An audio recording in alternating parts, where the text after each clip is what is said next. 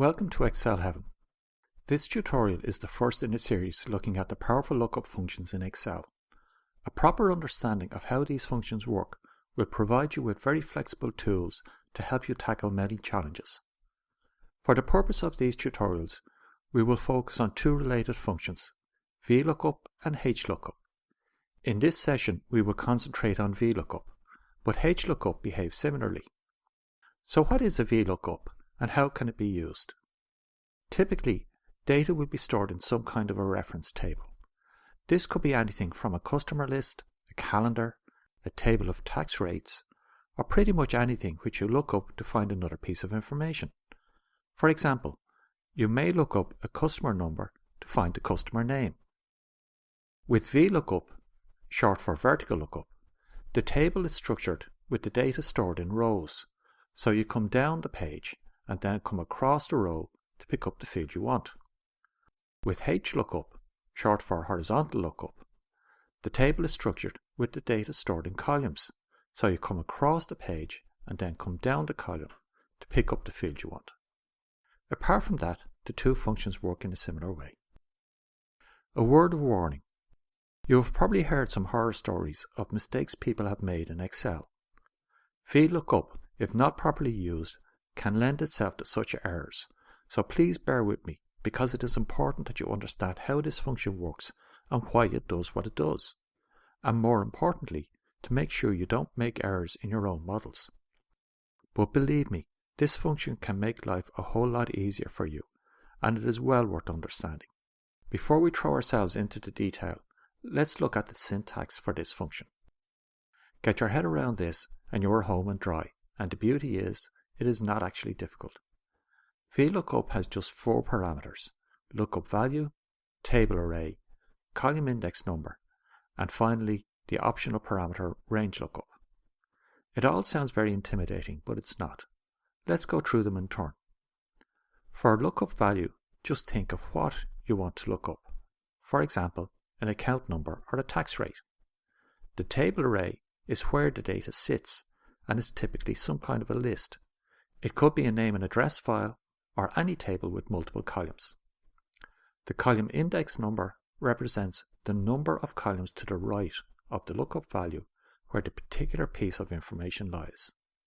In the customer table example, the account number will be the lookup value, and the name and a number of columns for the address, contact number, etc. will be in a number of cells to the right of the account number. So, depending on which piece of information you want, will dictate how many columns across you have to go. That is, an offset value. And finally, the optional parameter, the range lookup. This parameter dictates what happens when the lookup value is found or not. Think of this as the how. The fact that it is optional means that you don't actually have to use it, and quite frankly, that is where the problem with the use of the function lies. But we will come back to that a little later.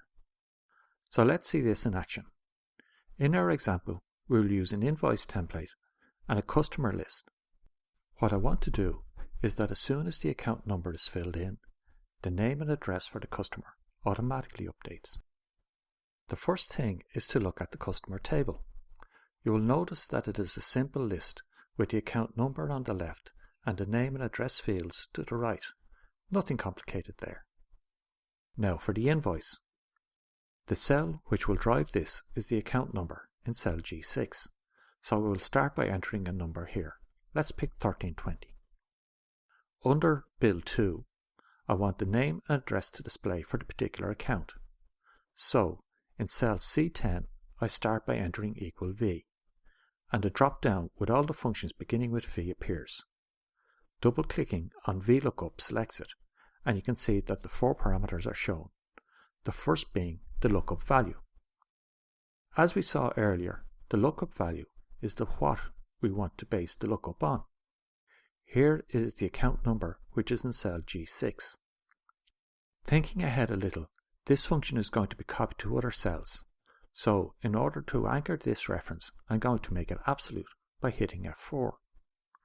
I follow this with a comma, which brings me to the second parameter, the table array. The table array is the where, so I can select the list of accounts on the customer sheet from cell A1 to E19, and again, using F4, I make this reference absolute.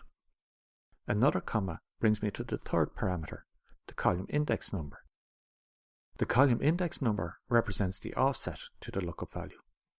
To begin with, I want to pick the account name, which is in the second column, so the column index number is 2.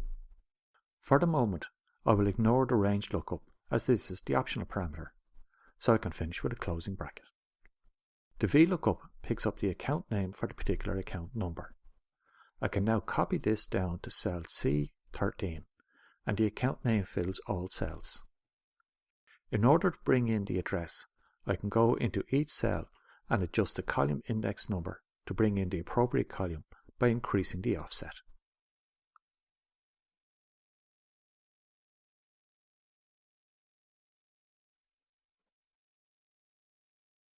Going back to the customer list, I can see that everything is now OK. Let's just take a moment to review what is happening. I'll start with C10. First of all, I'm using a vertical lookup, so the function is going to look down a table. What is it looking for? The account that is in cell G6, currently 1320. Where is it looking? At the list on the customer sheet between cells A1 and E19. How much of an offset? For the name, 2. For address 1, 3. For address 2, 4.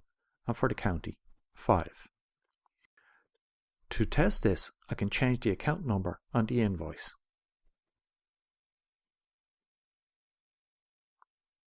And everything is fine. Or is it? Consider the following.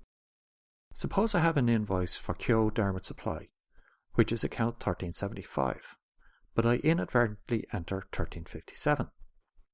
Details for Michael Cooney come up instead. Sending out an incorrect invoice would not be in anyone's interest, and this is an example of why you need to understand this function. So why is this happening? If I go back to the customer list and look down the list for account 1357, I pass 1340 and the next account is 1375. VLOOKUP stops and says, whoops, I've gone too far, and falls back to the previous cell, which is account 1340, and picks up the details for that account. And that's the problem. I don't want it to do that. It is just wrong. Another problem. Even if the account number is valid, but the customer list is resorted, let's say alphabetically, the function can return incorrect data also. The list must be sorted on the field you use as the lookup value. Can I do anything to fix it? Yes, and this is where the range lookup comes in, and why I recommend that you should never treat this as an optional parameter. Always, always, always use it. By the way, did I stress that you should always use it? If I go back to where I started with account 1320 and edit the name cell, you can see that the range lookup parameter takes a true or false value.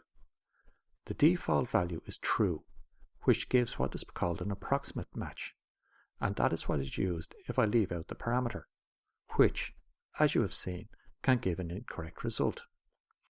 As often as not, you will want an exact match.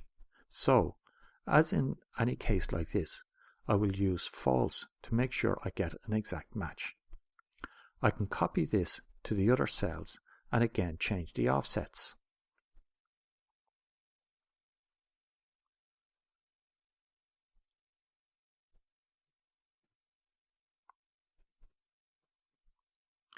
Now, if I enter an account number that is not in the list, I get an NA, which tells me that there is something wrong, which I can fix. Also, even if the table is resorted, the function will still work properly. We have covered a lot in this tutorial, so I think you may need to catch your breath, but please come back to part 2 to see some ways to make the function easier to read, and to see where the true option in the range lookup is appropriate. Thank you for watching. Please subscribe to Excel Heaven for other tutorials.